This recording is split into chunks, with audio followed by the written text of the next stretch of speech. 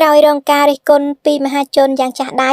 ទីបំផុតម្ចាស់រថយន្តលេខស៊ីចេញមកបកស្រាយរឿងបោកពងទាកូនហើយប្រិមិត្តជាទីមេត្រីសាច់រឿងពិតនៅពីក្រោយគឺបែបនេះមុនពេលកើតហេតុឡានខាងលើបានបើកបរតាមបណ្ដោយផ្លូវមុនីរ៉េតពីជ្រោមជ្រូកទៅចំការដូងក្នុងទិសដៅពីជើងទៅត្បូងចាំម៉ូតូរមាក់កង់3បើកស្របទិសគ្នារហូតដល់ចំណុចកើតហេតុខាងលើម៉ូតូរមាក់បានគៀឡានរថយន្តលេខស៊ីនេះចំទ្វារស្ដាំចំហៀងខាងក្រោយបណ្ដាលឲ្យខូចខាតឡានស្រាលហើយភាគីខាងឡានបានសំណូមពរភាគីម៉ូតូរមាក់កង់3ឲ្យជួយជួសជុលឡានចំនួន$30ហើយភាគីម៉ូតូរមាក់មានលទ្ធភាពជួយត្រឹម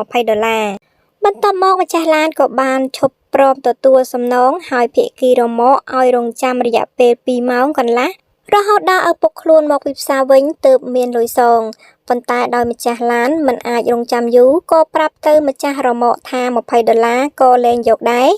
យក$30វិញដើម្បីទិញពងទានោះបន្ទាប់មកម្ចាស់ឡានក៏បានដើរទៅយកពងទាដែលគិតថាទិញនោះទៅចោលលើចិញ្ចើមផ្លូវតែម្ដងអស់ប្រហែល3សងកន្លះបន្ទាប់មកម្ចាស់ឡានក៏បានឡើងឡានបើកចេញបាត់ទៅអភូតហេតុពងទាកូននាំលៀបត្រឹមមួយប្រព្រឹត្តភ្នែកសោះប្អូនស្រីទទួលបានកាដូផ្ទុំផ្ទួនពិតជាដូចមហាជនលន់មាត់សរសើរមែនពងទាកូននាំលៀបពីអ្នកដែលធ្លាប់តែអង្គុយយំសំពះអង្វរម្ចាស់ឡានទាំងក្តុកក្តួលបំផុតក្រោយពងទាកូនជាច្រើនគ្រាប់ត្រូវបែកខ្ទេចអស់លើថ្នោតឥឡូវជីវិតប្អូនស្រីផ្លាស់ប្ដូរត្រឹមមួយប្រព្រឹត្តភ្នែកក្រោយទេវតាចិត្តធម៌សម្រុកជួយកញ្ចប់ធំដូចជា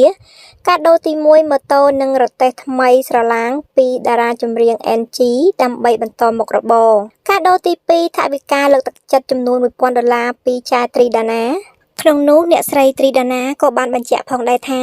ខ្ញុំមិនដឹងរឿងហេតុបែបណាទេដឹងត្រឹមអាណិតក្មួយស្រីខ្លាំងពេលឃើញរូបមួយសន្លឹកគាត់អង្គុយសំពះហើយពងទាដែលគាត់លក់បែកពេញផ្លូវក្មួយនៅក្មេងណាស់អាយុទៅជាង10ឆ្នាំចេះជួយរកស៊ីគ្រួសារមេងជូន$1000រឹងមាំណាក្មួយកាដូទី3ដើមទុនបន្ថែមពីសេដ្ឋីនីខ្មែរនៅអាល្លឺម៉ង់ដែលទ្រាំមិនបាននឹងទង្វើម្ចាស់ឡានស្មានមិនដល់មែនក្នុងគ្រោះពិតជាមានលៀបធំនេះហើយគឺជាកម្លាំងសាមគ្គីខ្មែរជួយខ្មែរដែលធ្វើឲ្យមហាជនរំភើបរកអ្វីប្រៀបមិនបាន